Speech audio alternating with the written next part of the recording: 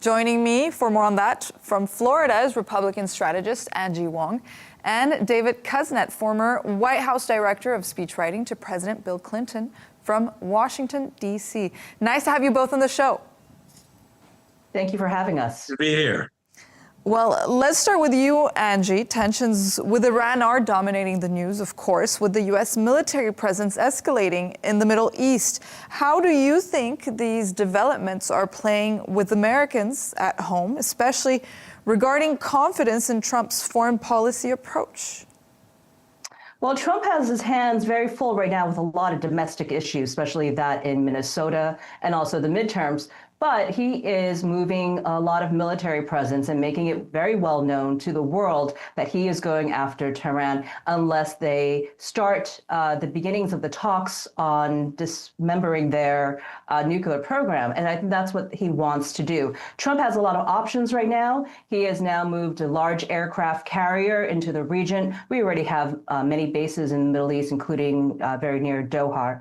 So I think his positioning is perfectly timed after a long success of recent overseas victories, like in Venezuela and such. I think right now, if you are the Ayatollah there, you're thinking, will I have the same fate as a Maduro or worse? And David, going back to Iran here, President Trump campaigned on not wanting to drag U.S. forces into foreign wars. How do you think this perception of escalating conflict plays with voters back home? Well, I think most Americans, probably an overwhelming majority of Americans, side with the protesters in Iran and against the terrible repression that's going on in Iran. And they want to keep Iran from threatening the rest of the region and threatening the world with the potential for nuclear weapons. I think where there's a note of caution, as you say, is that Americans do not want another Middle Eastern military involvement, and that contributed to President Trump being elected certainly in 2016, the reaction against the Forget Forever wars.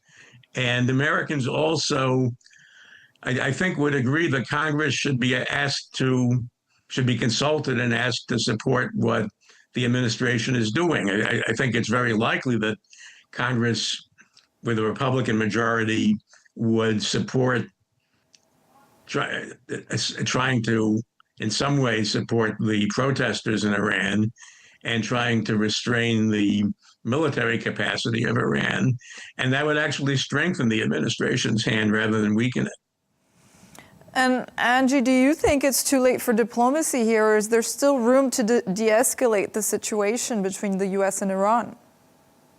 Well, President Trump made it very clear in his Truth Social yesterday, saying, let's make a deal. Time is running out. He's giving the leaders in Iran a window to call him up. As of yesterday, Steve Witkoff says that he has not been contacted yet by leadership. So I found that to be really, really interesting. I think what we're talking about here is really President Trump not wanting to actually go into this alone. I think the one thing that happened in Venezuela, we're seeing the same movie again. He's positioning it with the narrative in Venezuela that this was going to be, this was narco-terrorism. We need to go in there to protect the U.S. mainland. In this case, this is a very, very foreign war. This is helping protesters in Iran. We saw 6,000 protesters killed just this past month. We can't stomach that. But at the same time, we're saying, look, there's a nuclear threat to the U.S. So all of that wrapped up, President Trump, I don't believe he wants to go in this alone like we did in Venezuela.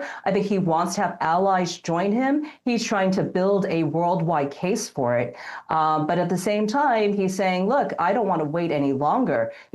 We struck them in June of last year, and they didn't stop. They didn't take that as a real stronghold to say, you got to stop your programs. We don't want to see this anywhere near, especially in the Middle East, after all that's been built. So I think President Trump, if he is going to strike, he would like to have some partners in this. He would like to have some allies join him in this. And I think that he's testing the waters for it right now. Right, Angie, and we're going to stick to you right now. We're going to switch gears and talk about Minnesota.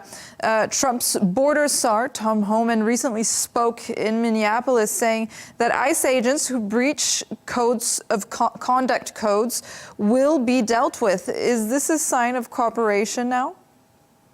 Absolutely. And as soon as President Trump mentioned on Monday that he was putting Tom Homan on a plane to Minneapolis, all of a sudden the rhetoric changed. Tim Walz blinked. He said, okay, well, it's time to work together. All of a sudden, after weeks and weeks of unrest in Minneapolis, all of a sudden the leadership in Minnesota wants to work with the federal agencies.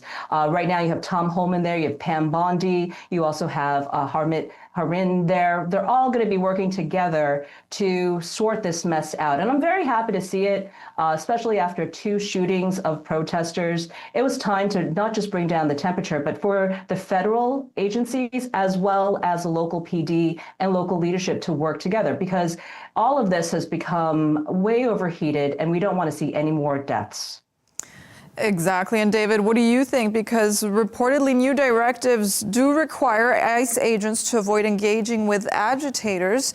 This is the latest. Do you think this will actually change how ICE operates going forward?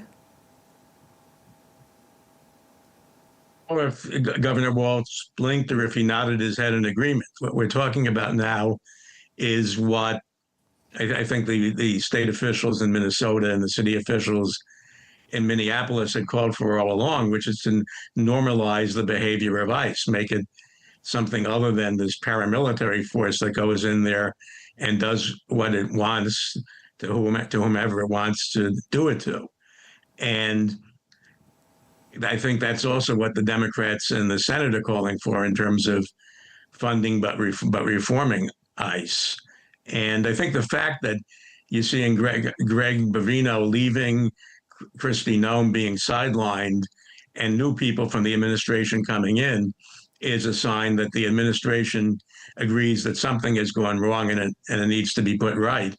And I think and I hope that there is room for common ground between the administration and state and local officials in Minnesota. And Angie, I've seen recent polls that suggest that Trump's hardline deportation drive has hit its political limit, receiving bipartisan criticism now. Did he have no choice but to soften his tone here on immigration? Yeah, I'm still thinking about the politics of it, and I've been thinking about this for some time now. You either have a blanket border policy or you don't, right? You can't really soften your policies for soft Republicans, for independents, for those in the middle, the moderates. So I think President Trump early on said, look, we got to go in there. This was never going to be a pretty operation. You were seeing people pulled out of their homes, out of cars, out of schools, and being put on buses and planes, and so it was never going to be nice.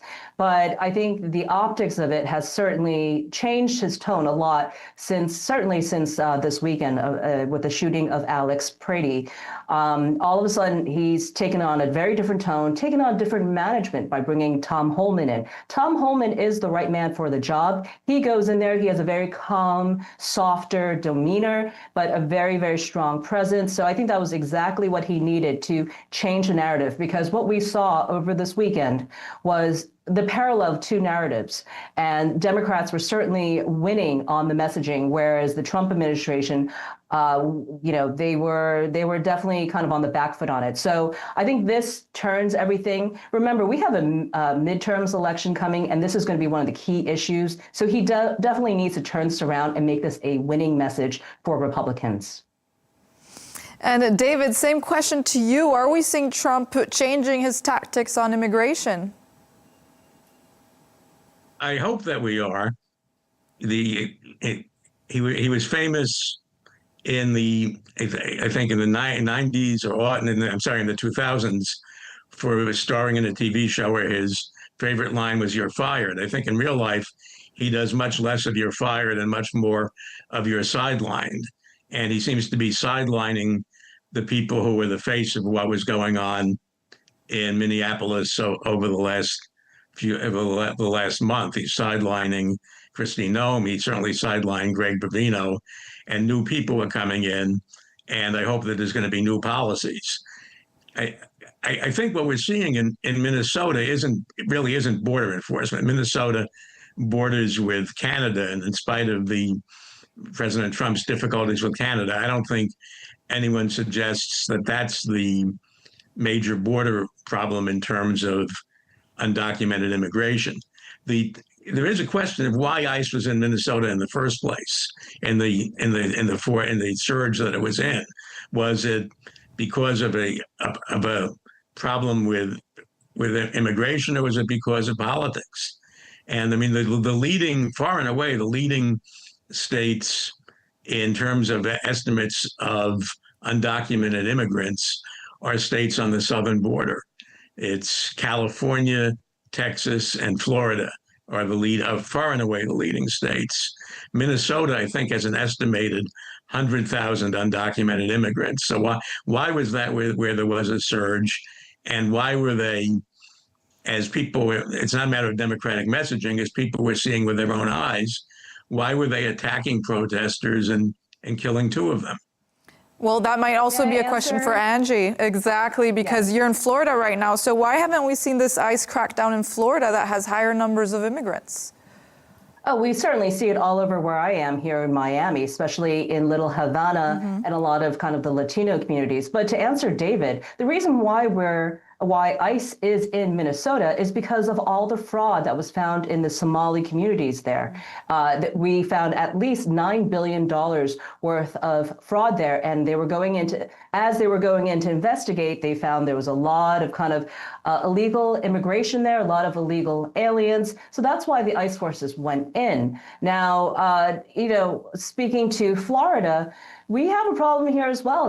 Our Spanish radios are telling their listeners not to bring little Johnny to school today because there's an ICE deportation bus around the corner. You may get picked up. So there's a lot of fear mongering, whether or not these are true, whether or not ICE operations are being followed by broadcasters. We're not entirely sure, but it is going to affect our midterm. And I know that our congressional woman here is very, very nervous about it. And she's taken on a very kind of opposite approach to the anti-ICE rhetoric coming out of the Trump administration, which she has received a lot of pushback on. But that is what's happening in communities, and especially in cities where ICE operations are happening. But again, I feel like we have to either take on a blanket immigration policy or we don't have a border at all. J.D. Vance said it best. If you don't have borders, you don't have a country.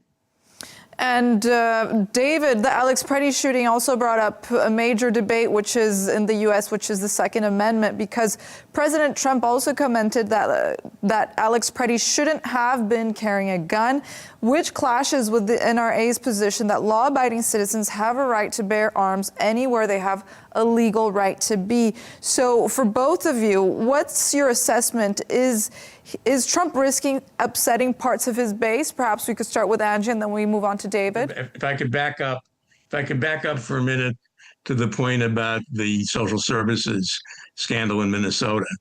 That is what used to be called white collar crime. You're not going to solve the Minnesota social services scandal by going on the streets and arresting and detaining dishwashers and day laborers and kids. That's crime in the suites, not crime in the streets. The investigation began under President Biden and under Minnesota Attorney General Keith Ellison.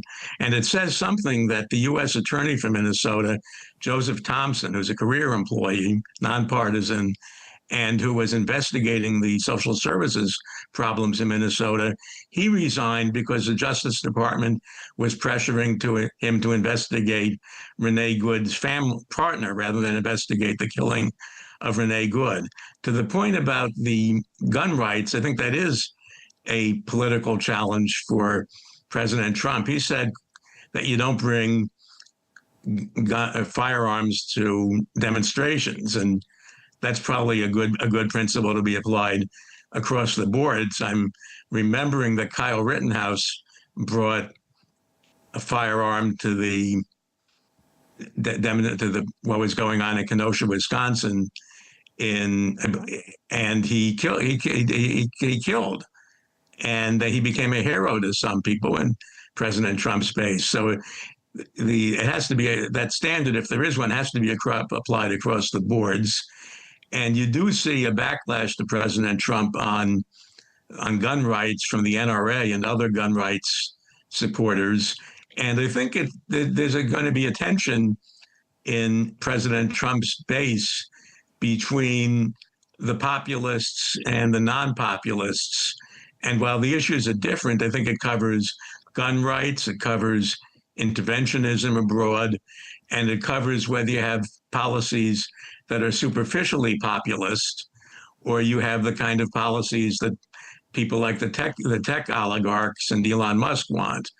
And that's a challenge for him. And it's going to be, I think it's almost reflected in some of the debates between Vice President Vance on the one hand and Marco Rubio, who happens to be from Florida, on the other hand. Angie, what do you think? Is President Donald Trump risking upsetting part of his base, NRA included? I think David is absolutely right. And I think both the NRA and President Trump are both correct.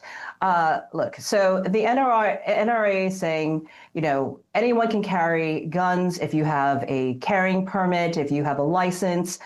Alex Pretty definitely had all those things, and he had the right to carry a gun. Here's what happens. When you are faced with law enforcement, I have a carrying license as well. I will tell law enforcement, guys, by the way, I have a gun in my back pocket. I just want to let you know in advance. That is the right way. That is the responsible way of carrying a gun here in America. Whereas President Trump is saying, look, if he was really a nurse, why didn't he bring a first aid kit to a protest? Why did he bring a gun instead? Why didn't he bring a sign? So he was doing it for the political rhetoric, but there are some realities here. If I get pulled over, I'm certainly telling law enforcement that I have a gun in my glove compartment, for example, right? So those are just those are things. And of course, we discover all of this, in the aftermath of the shooting, and we're starting to see the politics of it. Did he bring a gun to cause violence to ICE agents, or rather CBP patrol agents? So there was a lot of those type of questions. I think President Trump was right to say, don't do that. If you want to protest peacefully, bring a sign and not a gun.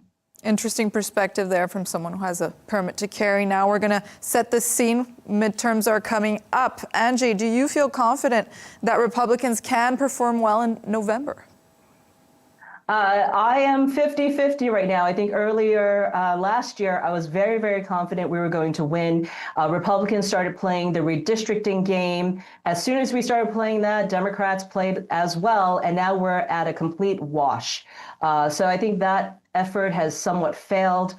We have to win on messaging. And, I think a lot of people they are on President Trump's side, knowing that he is doing everything he can to clean up both domestically and internationally all the problems. And he's done more than any other president I've seen, certainly in the first year of his administration. So, I really hope that message goes through. But I do also know that whoever wins the messaging on affordability will win the midterms. And that's why President Trump this week has kicked off his affordability Trump rally tour. He started off in Iowa talking about no tax on tips. I think he's going to be doing everything he can to right the economy before the midterms. Whether or not that is going to be felt in my pockets, in my savings by, let's say, June, July of this year, I don't know, because I know some economies are very, very slow to react. But I do certainly hope that he gets the messaging across and that real Americans, voters, feel the savings that he is, bringing to America. David, same question to you. Can Democrats bounce back this time around for the upcoming midterm elections? I worked for the president whose campaign had the watchword, "It's the economy, stupid." So I would agree that the issues of jobs and wages and prices and affordability are going to be central. And I think the issue isn't just, as Ronald Reagan and FDR before him asked, are you better off now than you were a year ago or some other benchmark?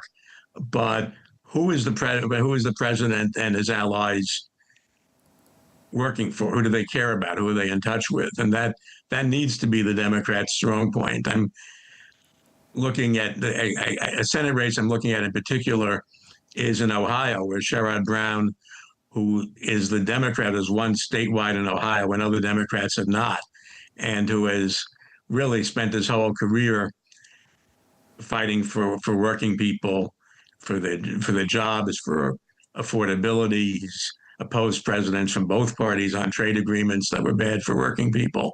I'm looking to see whether he can make a comeback in Ohio for senator, and I think that will be a very crucial race, and it's going to be very close. I think Democrats probably have a better chance to take back the House of Representatives than to take back the Senate, but it's going to be a very close race. And for all the talk about international issues, for all the talk about what's going on in cities where ISIS had a surge, I think it does come down to the economy, and it does come down to the old saying that it's the economy stupid, and it also comes down to the old saying that all politics are local and all politics are statewide.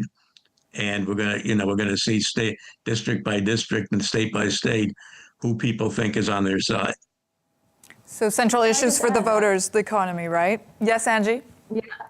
Can I add that there's going to be 45 retirements in the House this year. So the next Congress, the 120th House of Congress, will have the largest freshman class in history. So this is the complication that we're looking at, that I'm monitoring. 45 different races just in the House, and then there's about a dozen races in the Senate.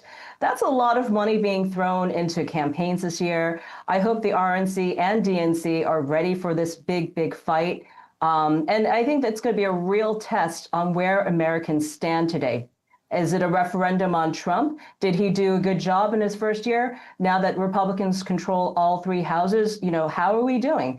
And I think, this is the time that Americans have to, or rather the Trump administration really has to listen to Americans and what they want. And so far what they're saying is everything is just too expensive. We can't buy into the American dream anymore. Young voters can't buy their first homes because they're completely priced out. They can barely afford a cup of coffee, and are, credit card interest rates are just way too high. I really hope that President Trump is going to put a cap on some of the credit card interest rates at 10%. He was touting that earlier this year. I hope that becomes a reality, and I hope that Congress passes that as a real bill. I know that's a long shot, but that's what I think Americans on both sides of the aisle and in the middle, that's what we want.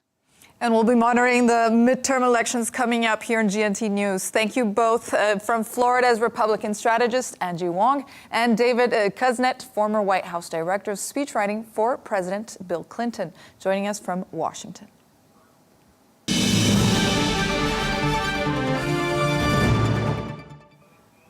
Joining me for more analysis is Peter Kellner, co-founder of the UK polling organization YouGov. Peter, thank you for joining us. Pleasure to talk to you, Catalina. Peter, you recently explored Donald Trump's poll ratings following the Greenland debacle and the actions of ICE in Minnesota. Your recent polls suggest that these two episodes have really rubbed Middle America the wrong way. So how significant are these incidents in shaping Trump's midterm prospects? Tell us a bit more about your findings. I think there are two things coming out at the moment, Catalina. Let's start with the main thing, which is in America, although we tend to see, on our television screen, the Vox poll, we see the avid pro-Trump people and the avid anti-Trump people. Actually, American elections are decided by neither of those groups. They sort of cancel each other out. It's what I call middle America in a political sense. The people who don't consider themselves strong Republicans or strong Democrats. It's the third of the population in the middle. They went for Trump in 2016 and 2024. They went for Biden in 2020. They're the swing group. Now, all the evidence is they have turned decisively against Donald Trump over almost everything, whether it's inflation or immigration or Venezuela or Greenland, almost whatever issue, then this middle group comes out about 2-1 against Trump. And it is so constant and so similar across all these subjects. There's something, I think, fairly fundamental going on. The second group, which is smaller but to some extent more worrying for Donald Trump, is that the Republicans, the people who voted for him loyally, a year and a bit ago, somewhere between 10 and 20%, depending on the issue, now think he's getting it wrong. It's at the top end on inflation, which really worries him. It's at the bottom end on issues like immigration. But there is a significant minority of Republicans now who actually think Trump is getting it wrong on a whole series of issues. That's right, because that leads me to my next question, because not just the middle or the swinger group, but even with his own Republican base, you note signs of unease with this polling, like the 24% disapproval on inflation and the Greenland issue, for example. So are we starting to see cracks in the MAGA coalition? And how could this play out for November?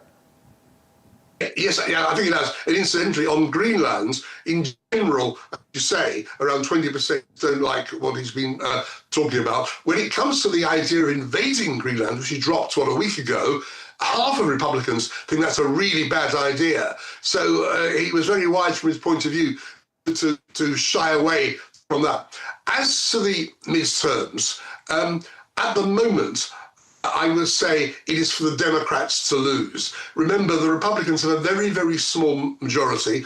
All the seats are up for election in November. So the Democrats only have to gain a handful of seats to have a majority. And if they gain maybe 20 or 30 seats, which on the current polling figures looks perfectly possible, then they would have a pretty robust majority in Congress. And that would make it much harder for Donald Trump to do lots of the things he wants to do in the second half of this term.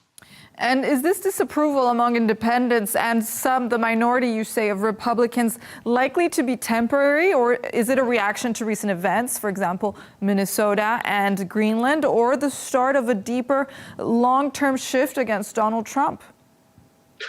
This is clearly a decisive question. Polls tell you what people thought last week. They don't necessarily tell you what they'll think in 6 months' time. But there's one thing about these figures which I think suggests it may be pretty fundamental, which is on the great majority of issues, the numbers are very, very similar.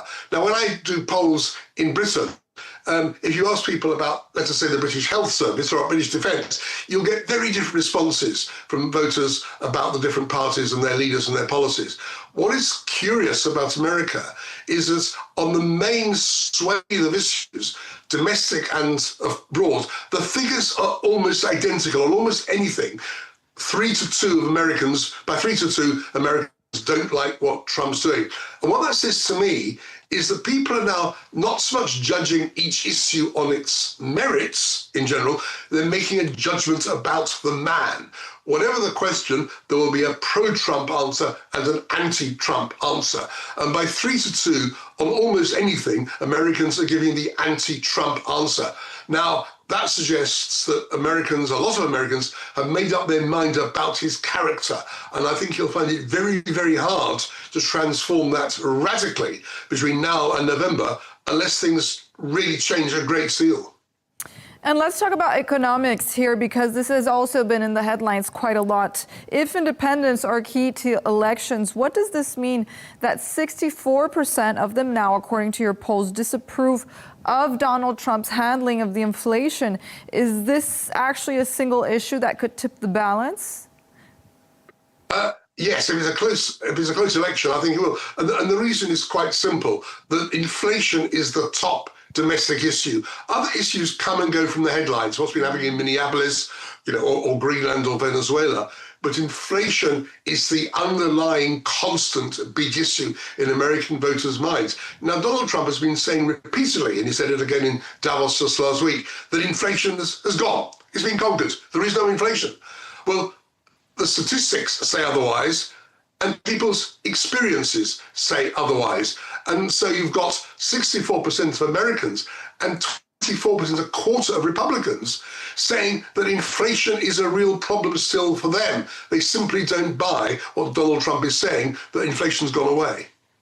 And there's another poll, too. I just recently saw one. It's a new Fox News poll conducted in January. It found that 59% of registered voters believe ICE has been too heavy-handed and disapprove of Trump's handling of immigration. Do you think Trump has gone too far with his handling of immigration on these issues? Oh, absolutely. And you say 59% in this Fox one. I've not seen it, but that sounds a familiar kind of figure. And I bet you'll find, given there'll be some don't knows, that around 35% support him. So yet again, it's another example, a 3-2 majority against Trump. And what's been happening in Minneapolis has done nothing to reverse that. And if anything, is underpinning it. You know, if things stay the way they are, Trump will do very badly in the midterms. He has got to move the dial back towards it. And the sort of things we've been seeing in the last week or two in Minneapolis or over Greenland, possibly what's coming up if Iran, if that gets pretty nasty and violent, these things are not working in his favor. And I think he's in real trouble. And looking ahead to the midterms, Peter, based on these poll trends that you're seeing, what scenarios are plausible for Donald Trump and the Republican Party? Could these numbers cost them the House, the Senate, or both the election? I think at the moment, if the midterms are being held this week, then undoubtedly the Republicans would lose Congress. The Democrats would have not necessarily a big majority, but a comfortable majority. And therefore, anything that Trump needs Congress's approval for, he won't get. The Senate is much trickier because you've got 2/3 of it up for election. These can be quite separate individual contests with their own dynamic. And it's possible the Democrats, perhaps I would say this week, may be verging towards probable that the Democrats could just take the Senate. But I'm far less confident in November about the Democrats taking the Senate as about the Democrats taking Congress. That was Peter Kellner for us, co-founder of the UK polling organization YouGov. Thank you so much for your perspective. We'll need your polling as we move through the year, Peter. Pleasure, Catalina.